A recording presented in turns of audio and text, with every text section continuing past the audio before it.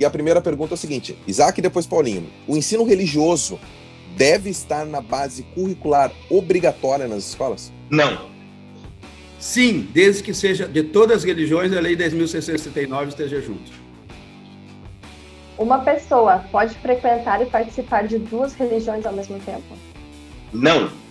Pelo ponto de vista legal, sim. Ah, essa é boa agora. Consideramos justa toda a forma de amor? Sim.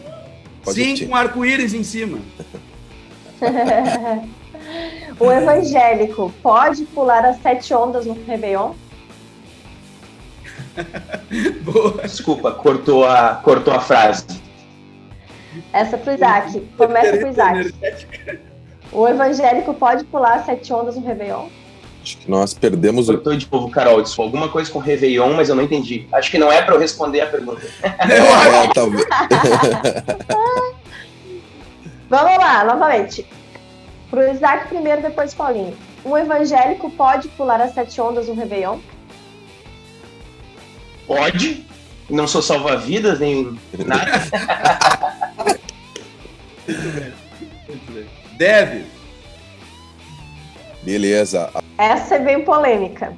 Vamos lá. Se Jesus tivesse voltado em 2018, ele votaria no Haddad ou no Bolsonaro?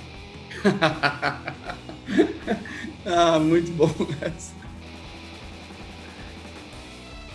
Ele não teria votado, eu acho. Jesus Mas aí seria ele vai anarquista lavar as ali. mãos, igual o que aconteceu com ele. Paulinho. Ele seria candidato, seria presidente. Boa!